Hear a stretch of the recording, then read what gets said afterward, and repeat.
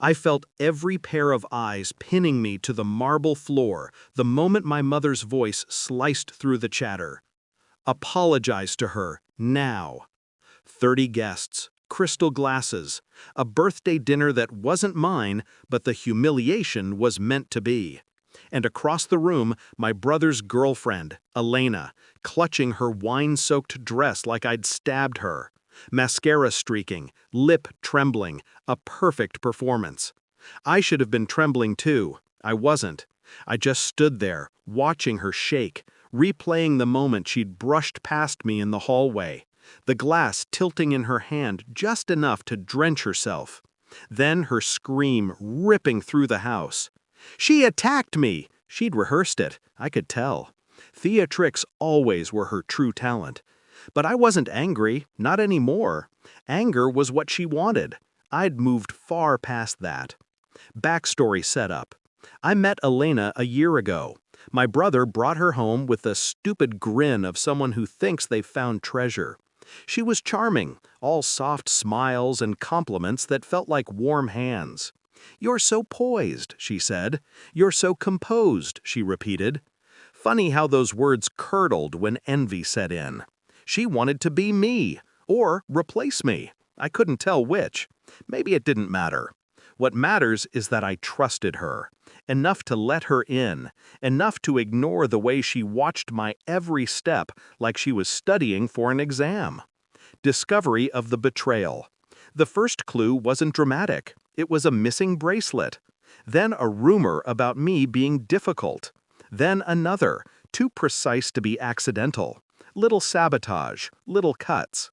Then, one night, my brother confronted me with a shaky phone in hand. A recording. My voice, except it wasn't my voice, saying I hated Elena, saying I wanted her gone, saying things I never said. Elena in the background acting horrified, trembling, but just enough to appear brave. She'd stitched together clips from old conversations, fabricated a confession, played victim flawlessly, and my family bought every second of it. My brother's eyes were what hurt most, red, conflicted, but believing her. I didn't cry, didn't beg. I just watched everything click into place. She wasn't trying to win, she was trying to destroy. And she thought I wouldn't fight back because I'd been poised my whole life. She mistook calm for weakness. That was her mistake. Shift in mindset. I didn't confront her, didn't expose anything. I let her believe she'd won. But quiet people aren't harmless. We're just patient. I traced every lie she told, every person she manipulated, every small cruelty she inflicted when she thought no one saw. And I made notes, screenshots, recordings, statements. Nothing illegal, nothing dramatic, just truth, collected carefully like fine glass. I waited for the night she'd go too far. She didn't disappoint. Execution of the plan. Elena wanted an audience? I'd give her one. I set the stage long before she spilled the wine. A tiny security camera in the hallway, disguised as a button on my dress. A signal sent to my phone quietly without anyone noticing. A perfect recording of her soaking herself in Merlot, then screaming my name like a battle cry. I shared the live feed to the venue's projector system the moment she demanded my public apology. All I had to do was press one button. But I didn't, not yet. I wanted her to watch me walk to the microphone. I wanted her heart pounding as she waited for my humiliation. I wanted her to think she'd won, right until the knife twisted. Climax and confrontation. I took the microphone. The room went painfully silent. I turned to Elena.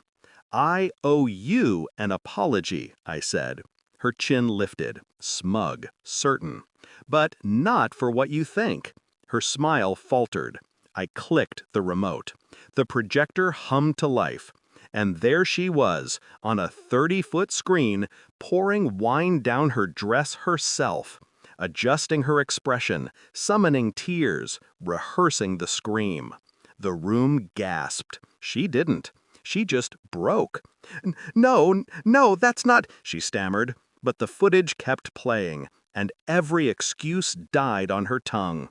My parents stared at her like they'd never seen her before. My brother? He looked at the floor. I leaned into the mic. My apology is for every person here who believed a lie, and for myself, for letting her get this far. I gently placed the mic down. Elena ran out of the room in tears. Resolution. No one followed her, not even my brother. Later that night, he knocked on my door. He didn't say much, just, "I'm sorry. You didn't deserve any of that." I nodded. I didn't need more.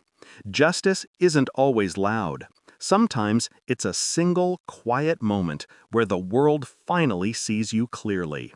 And tonight, they did. Elena wanted a spectacle. She got one, just not the one she rehearsed.